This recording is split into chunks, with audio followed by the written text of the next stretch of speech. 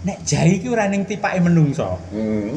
Tapi nek patung kuwi kudu ning tipake menungso. Jadi sekontemporernya kudu ning tipake menungso. Ada sentuhan menungsone. Kenapa? Karena estetika itu konsep manusia.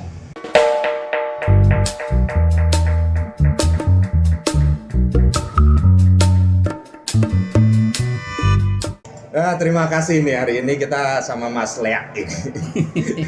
Ada satu sing gini, saya itu paling suka kalau ngobrol itu bisa melahirkan sayap.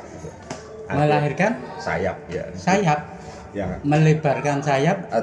Bisa melahirkan sayap, karena kita bisa berkembang kemana-mana, kita bisa berimajinasi kemana-mana, bahkan sampai tidak pernah ada titik akhir gitu. Dan saya tidak ada persoalan sampai kesimpulan terakhir, tapi yang menarik. Tapi diksimu rada keliru dan Om. Nek Iya. melahirkan itu kan berarti butuh rahim. Ya, tapi maksudnya kata-kata itu kan rahimnya. Obrolan itu kan rahimnya Kan lah. ini Gitu. konteks kalimatnya iki gen kayeng ya. Ya, Gen kayeng poben rada suwe. tapi sebagai introduksi saja nanti Ya, silakan. makanya nanti kembali lagi ke Ya. diksi melahirkan Ya. sayap. Kalau melahirkan sayap berarti kita itu rahim. Ya, Ya kan ini. bukan kata-kata. Ya, Yang maksudku benar adalah bisa menciptakan sayap atau bisa ya, menumbuhkan sayap. boleh lah. Gitu. Intinya Baru kali ini opening host sudah dibantah oleh Ganti pantai Mas. dan tahu kan maksudnya paham kata-kata tadi Ya, kata-kata ya. saya tadi kan gitu. Artinya gini, kita jadi tiba-tiba berkembang kemana-mana, bisa imajinasi kita bisa terbang kemana-mana. Kok nyanyi oleh dur. Oke, NU swasta garis pinggiran ya apa-apa, belok kanan.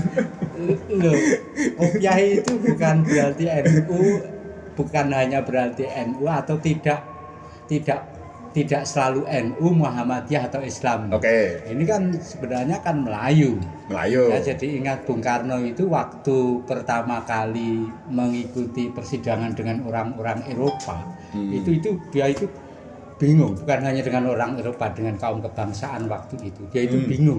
Saya mau pakai pakaian apa ya? Kalau pakaian lokal itu nanti pribumi, apa lokalistis atau apa namanya? Terlalu kecil. Kalau pakai jas murni itu nanti orang barat. Akhirnya dia mengawinkan antara peci dengan jas, dasi dan celana.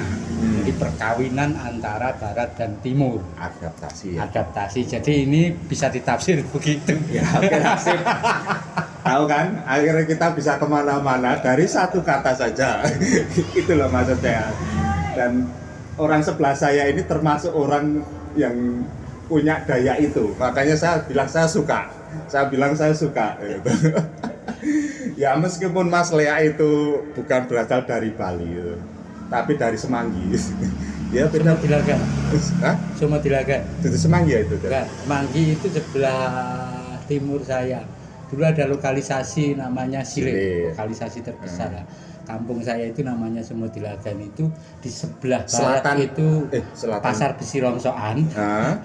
Di sebelah timur lokalisasi. Itu lagi Di tengah-tengahnya. Utaranya Semanggi baru. Ya, baru utara timur. Tapi tak pikir di Semangginya itu karena semua dilakukan pasar Besi.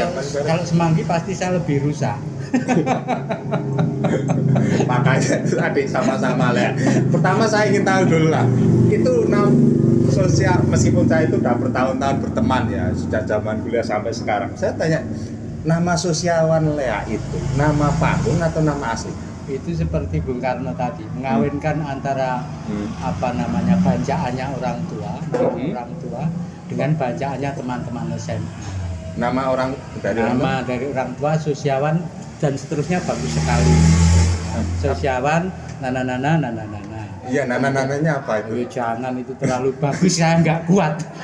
Karena di orang Jawa itu kan nama itu seperti doa. Ya, makanya Kalau doanya apa itu? Ya, doa yang sangat bagus sekali sehingga saya tidak kuat menyandang doa itu. Makanya ya hanya kuat sebagai Sosiawan. Belakangnya bagus sekali ya. Sosiawan itu orang yang sosial. Ya, tahu. Orang yang sosial pun saya sebenarnya nggak kuat. Ya, saya hanya bisa bersosial dengan tenaga, dengan pikiran. Kalau bersosial secara ekonomi ya maaf nggak bisa. Tapi sudah termasuk sosiawan, tapi bukan hartawan atau dermawan. Kalau dermawan kan material. Kalau sosiawan itu bisa sikap, bisa pikiran, bisa semacam ilmu, bisa semacam tenaga. Itu sosiawan. Nah, leaknya itu panggilan saya waktu SMA. Teman-teman itu panggil saya Lea karena wajah saya waktu itu mirip Lea. Itu serius. Yang kedua karena setiap siapa orang yang menempelkan itu? Ya banyak. Itu komunitasnya. Teman-teman SMA. Kenapa saya dipanggil Lea? Karena saya setiap semester itu dulu ya, tiap libur semester. Beda dengan anak-anak sekarang kan ya. Zaman saya itu pengembaraan itu naik truk setiap libur itu. Bawa gitar, ngamen kemana-mana, dan orang masyarakat kalau tahu ada anak ngamen itu pasti anak sekolahan atau mahasiswa. Jadi setiap liburan kami namanya aventurir. Jadi ngelancong kemana-mana, bawa gitar, nggak bawa uang, ya kan?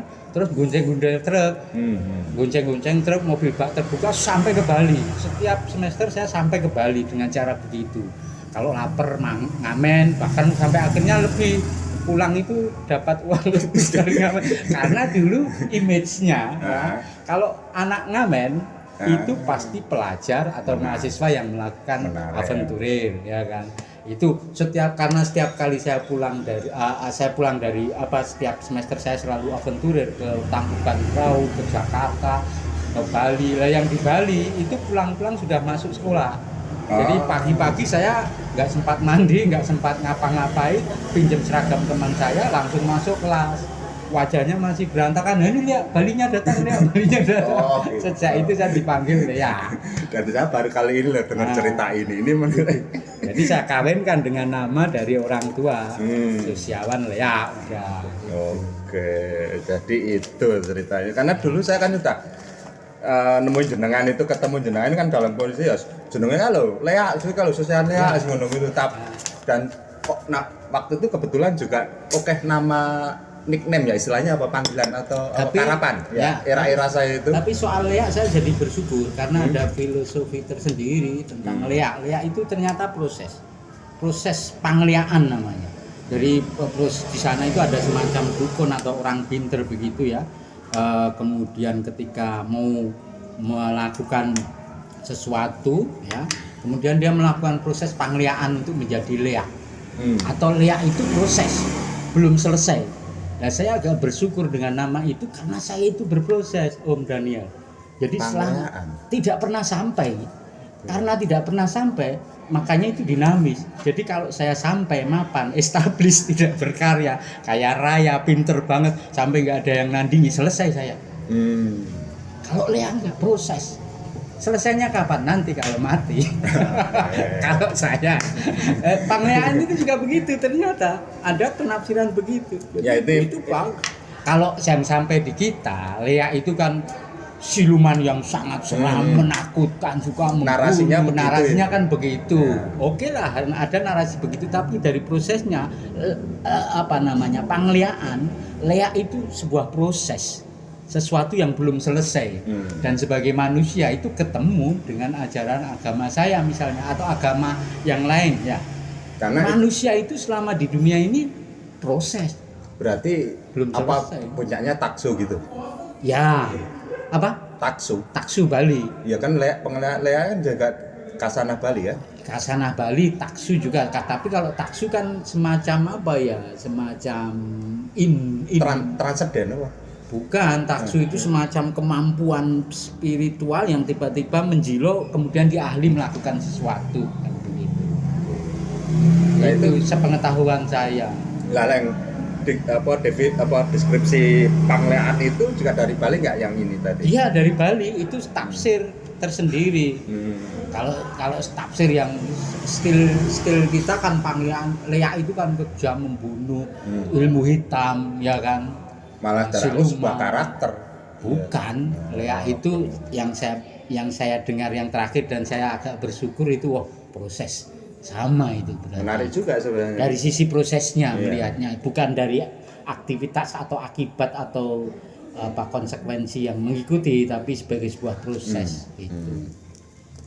Lah kok jadi serius banget jare ngobrol. Nah iya, tapi ya ini tadi seperti saya Oke. bilang sejak awal, melahirkan sayap, apa menciptakan sayap. Tapi saya terus terang ini informasi baru untuk saya dan paling juga paling untuk teman-teman ya, ini menarik. Yang silakan nanti konfirmasi sendiri orang-orang Bali tentang deskripsi ini, karena ini saya juga jadi satu yang wah ini tambah pencerahan ilmu baru kan gitu. Oke. Sekarang masuk ke apa ya, aktivitas lah. Ya. Aktivitas kita sekarang ini ya aktivitas jenengan otomatis ya.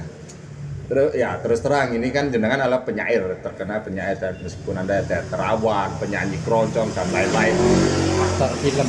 atau film akhir-akhir ini ya. Gini, nah kita bicara aja dulu aktivitas.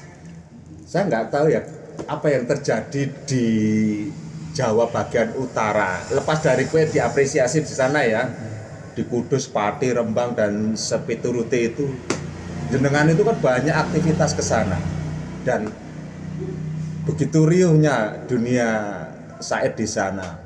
Pertama mungkin apa memang tidak ada kasanah lain ya, mungkin dunia ya, disiplin yang lain, kesenian ya, tari, musik atau Kenapa apa. saya sering ke Urusan ya, Pantura gitu? urusan di sana kok keseringannya Anda di sana kan berarti banyaknya aktivitas di sana kan gitu loh. Itu apa yang terjadi di sana sebenarnya? Apa karena dunia tidak lain berkembang larinya ke penyairan? Lepas dari jenengan sing di Gorono ya.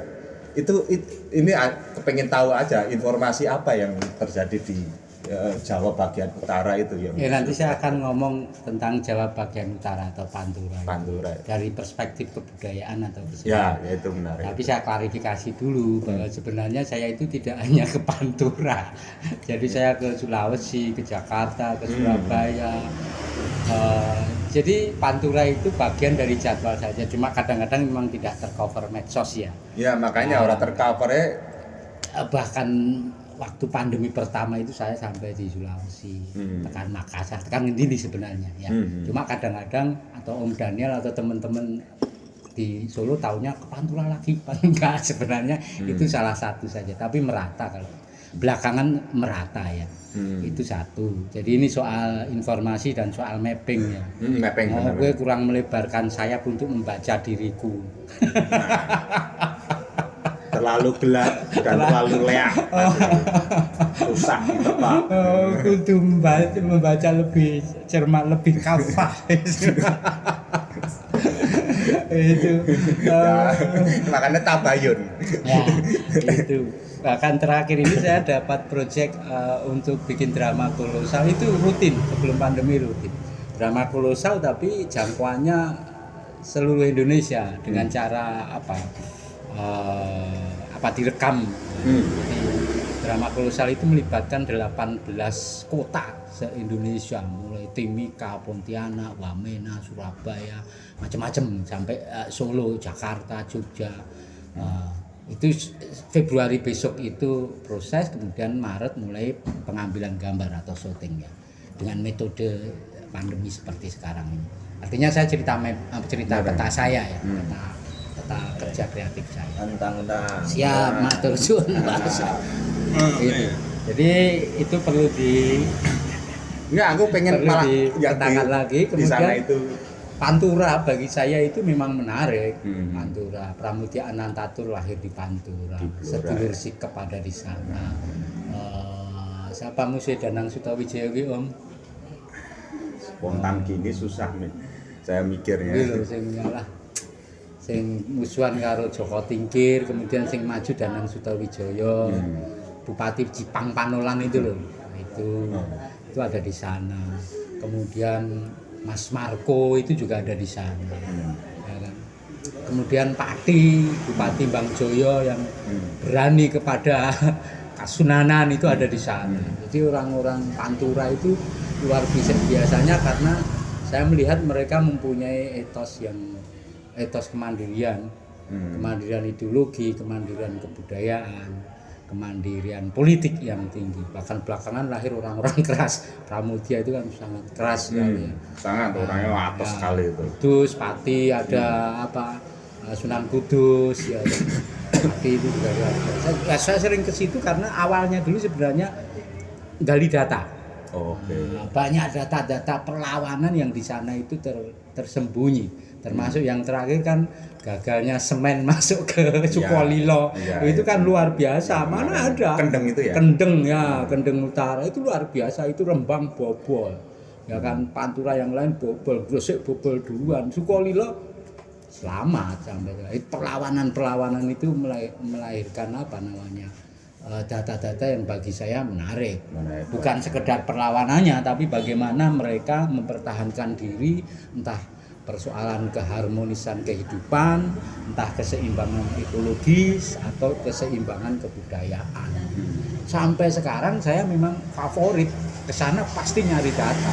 Nah, kemudian data-data itu ketemu dengan karya-karya yang kemudian mereka minati. Ya misalnya Menara Kudus, masjid Menara Kudus itu setiap tahun pasti ngundang saya dan disuruh ngomong soal Masjid Kudus secara historis, secara kebudayaan, secara jejak. Besok itu temanya jejak 4 negeri. Jadi Menara Kudus atau kota Kudus itu dipandang dari perspektif penjajahan kolonial, dipandang dari Jawa, dipandang dari Cina, dipandang dari Arab. Secara kebudayaan, secara syiar agama, secara perkembangan. Ini kan luar biasa. Kalau Solo sudah selesai. Atau memang ya Solo dalam pengertian pergerakan itu ya. Dalam pengertian pergerakan kemungkinan ya apa ya susah, sudah mapan semua. Sudah mapan semua ya. Jadi sebagai sebuah sawah ladang itu sudah sangat subur dan sudah banyak petaninya, ya kan? Ngapain saya bertani di Solo misalkan begitu? Ya, aku sih malah kepengen lepas dari persoalan itu, malah itu apa kalau lepas dari jenengan juga gitu loh. Kenapa di daerah itu sangat berkembang penyairan dunia lebih banyak intensitas event kegiatan di ya itu tadi di daerah-daerah kegiatan sebenarnya sedikit, event sedikit iya, lebih banyak event di Solo. Enggak untuk syair loh, apa untuk sama syair bahkan di sana itu penyair sastrawan bisa dihitung dengan jari, teatrawan bisa dihitung dengan jari. Peta teater itu hanya ada di Kudus, itu saja untuk kalangan SMA, kalangan umum itu pelatih-pelatihnya. Ya kan? Pati itu bahkan peta teaternya juga minim. Saya bukan apa ya, konsen saya lebih kepada banyak data-data kebudayaan yang perlu diungkap di sana, terutama dari perspektif perlawanan. Gitu. Perlawanan untuk menciptakan harmoni tersendiri. Itu. Saya pikirkan ya ini koreksi jika saya salah ya. Saya pikir karena memang disiplin untuk bidang yang lain di kesenian itu karena tidak infrastruktur nggak cukup. Mungkin kayak tari atau kayak film atau apa. Yang paling gampang adalah dunia sastra yang benar-benar itu sudah melekat pada pendidikan standar itu sehingga akhirnya menjadikan itu untuk cara media ekspresi yang paling kalau soal kesenian kontemporer itu susah Pantura itu. Nah, kenapa saya gampang masuk? Karena konsep kontemporer saya itu kontemporer yang lebih membuka ruang-ruang pikiran masyarakat awam. Saya jadi ingat kata-katanya MH ketika dia keliling ke masyarakat umum, itu puisinya hancur lebur, remuk redam. Jadi estetika itu jadi berantakan. Kalau ngomong dengan estetika yang mapan itu masyarakat nggak paham. Jadi apa yang kita suarakan nggak paham. Sayap keindahannya terlalu bulu-bulunya terlalu halus sehingga malah nggak bisa terbang. Nah, saya melakukan itu juga barangkali kesamaan nasib ya. Jadi ketika saya menulis puisi atau menjadi narasumber di sana ya ngomong secara lebih verbal. Puisi-puisi saya lebih verbal. Estetika nomor belakangan karena memang puisi atau karya sastra itu kan memang media komunikasi. Ya, benar. Yang berbeda dari cara ngomong biasa. Jadi memang berbeda. Ya, berbeda tetapi itu menjadi menarik. Nah, karena tidak seperti bahasa pasar tetapi maknanya sampai. Jadi ya kan? benar-benar vulgaran Lebih gitu. verbal. Kalau Verbal. dipandang dari konsep sastra ya, Ya. ini puisi verbal, Hmm. puisi polos, puisi diapan. Ya, Garing. ya lebih mengutamakan visi misi. Ya, estetikanya ada pada sentuhan kemanusiaan. Ada puisi yang biasa-biasa saja, karya sastra yang biasa saja. Bahasanya gampang sekali. Tetapi kenapa orang suka? Karena di sana ada pembelaan kemanusiaan. Iya, Oke. puisi-puisinya Tukul, puisi-puisinya Mas Willy Rendra, yang puisi-puisi panjang, ya kan? Itu bahasanya biasa, tetapi di sana ada sesuatu yang menyentuh. Menyentuh karena tema, menyentuh karena paradigma, sudut pandang. Ya. Kalau saya tidak masalah, nggak usah repot-repot soal estetika, menyentuh estetika, tapi malah banyak yang nggak mudeng. Ya. Jadi meminimalis yang tersirat ya malah. Oh, iya. Kan habis tersurat yang Iya, banyak yang tersurat dan banyak yang itu seperti ya sentuhan kemanusiaan. Ya, isinya itu lebih ke kemanusiaan. jadi tidak itu dalam-dalam,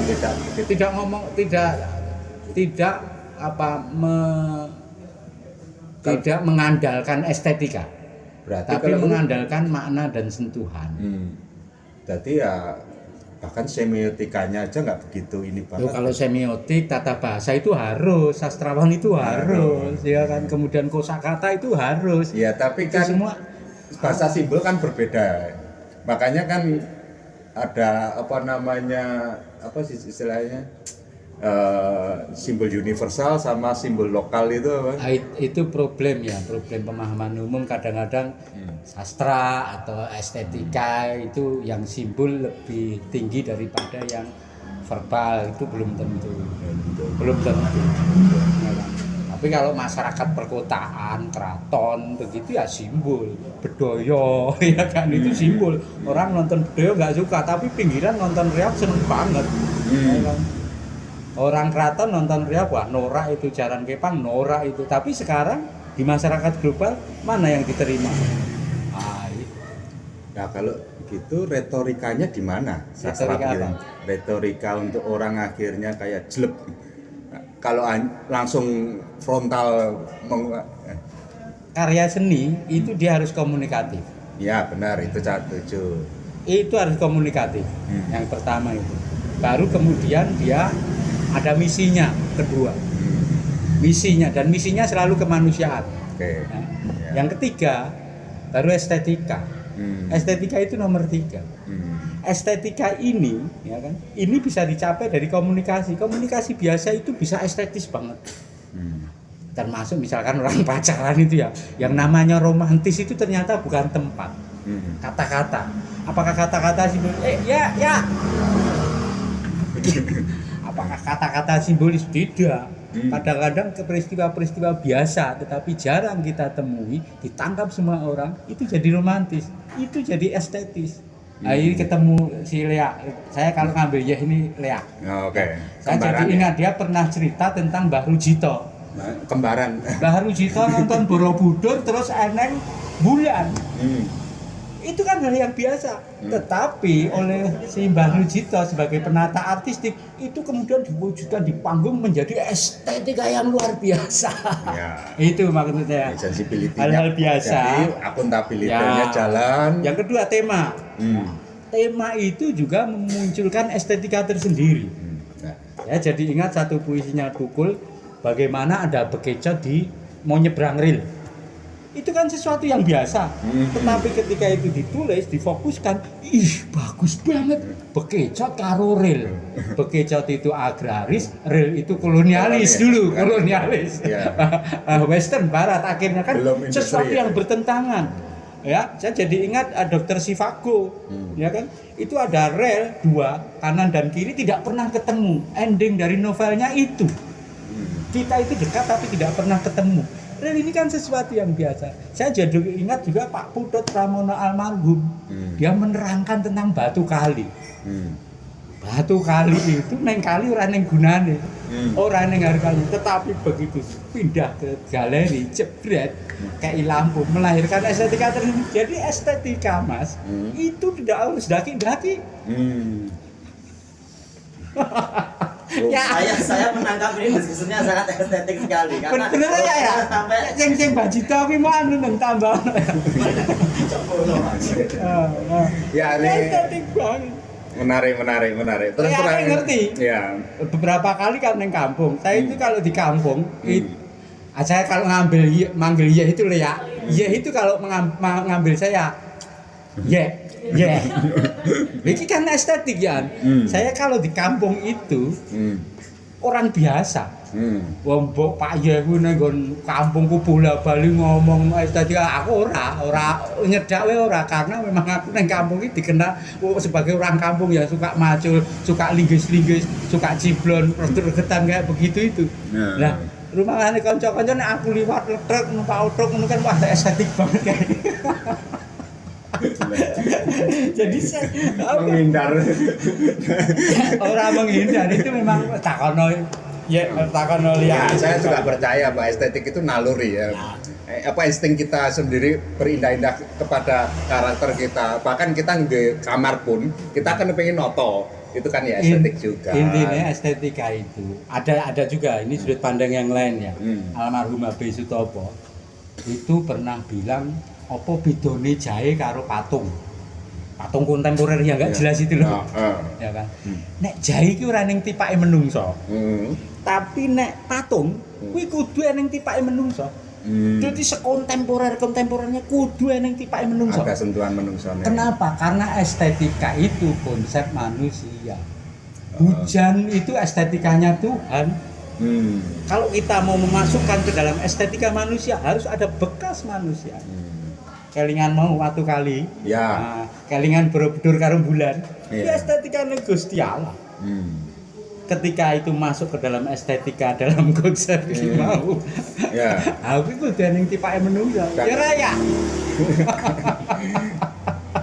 Makanya untuk membaca itu orang di dunia kesenian kan harus sensibilitinya harus kuat ya, karena ya itu tadi akhirnya diserap menjadi keilmuan definisi tertentu sehingga akhirnya sebagai referensi kita itu berkarya kan gitu kan. Aku ora ngerti ki nek gedinane apa ketoke diksimu kuwi keliru terus. Lah piye apa kowe sing kowe? Karena gini, untuk ngene Mbah Cito melihat bulan tadi di Borobudur karo wong piknikan kan berbeda kan gitu. Beda, outputnya juga beda. Makanya dia punya estetik. Lah kebetulan kalau kita memilih profesi di dunia seperti kita ini kesenian kan otomatis sensibilitas itu menjadi sensitif itu menjadi semacam preferensi atau referensi kita dalam membaca. Ora kleru boleh begitu. Tetapi sebenarnya sejak lahir manusia itu dibekali sensibilitas, kepekaan. Ya. Wong sing jenenge nek makhluk ciptaan Gusti Allah, nek menurut guruku lho ya, itu kan digolongkan menjadi makhluk yang tidak tumbuh, tidak punya kepekaan terhadap rangsang dan tidak punya meneruskan keturunan waktu. Ya. Nah, semacam benda mati lah. Yang kedua itu tumbuhan. Tumbuhan itu hanya dibekali pertumbuhan dan kepekaan terhadap rangsang. Dia bisa membaca kepekaan termasuk misalkan yang lebih tinggi Putri Malu itu gitu. Ya. Nah, yang ketiga kewan. Kewan itu selain punya kepekaan terhadap rangsang juga duwe naluri meneruskan keturunan, ya kan. Kemudian menungso, ya kan? Menungso itu yang duwe kepekaan terhadap rangsang, duwe kepekaan. Termasuk semua manusia itu punya intuisi untuk menikmati estetika. Kadang-kadang estetika yang diciptakan seniman ini terlalu gubel. Dur banget. Enggak, makanya saya tadi tidak persoalan. Tapi cuma peka. Ya, definisi. Cuman hanya kita kan menjadikan katakanlah kasarnya kalau ada komoditis itu kita aset. Ya. Kemampuan membaca itu aset kita. Ya. Itu sing akhirnya menjadi referensi kita untuk berkarya kan gitu. Ya. Hanya saja kalau orang biasa kan hanya wah indah ya, menarik nggo foto ya ngono-ngono kita pol gitu loh. Tapi kita kan itu menjadi insting atau naluri kita ketika melihat lingkungan hidup sehingga akhirnya kita accountability menjadi preferensi kita suatu saat nanti kalau kita berkarya dengan sekuen semacam maksudnya seperti itu. Oh iya. Gitu. Makanya boleh. Tapi bahwa kok diksi ini semua- bener cek aku ki orang malah membuat diksi gitu. Saya itu membaca apa sih mbok omongke mau itu sebagai sebuah proses kita berkesenian untuk selalu mengambil apa yang terjadi di alam ini menjadi preferensi. Ya. Kan gitu. Itu maksudnya. Lah itu oke, melanjuti sastra tadi kan. Saya ini masalah pertanyaan, jangan disalahkan sebagai diksi. Iya. Jadi saya melihatnya gini, apa itu yang menjadikan, nah ini masalah selera sih. Apa? Saya itu jujur aja tidak suka sastramu, apa? Sajak-sajak. Karyamu. Ya. Karena saya suka puisi-puisi gening, kasarannya gitu. Dan Ya. ini tadi menjawab kan apa itu yang menjadikan puisinya jadi tidak puisi hening ya. Kayak gitu loh. Dalam hati saya bertanya gitu. Karena saya suka yang puisi-puisi hening. Itu kalau di dalam sastra namanya puisi kamar. Example. Nah, apa namanya? Musik ya. Jadi puisi itu kalau soal hening dan tidak dibagi menjadi dua, puisi kamar dan puisi auditorium.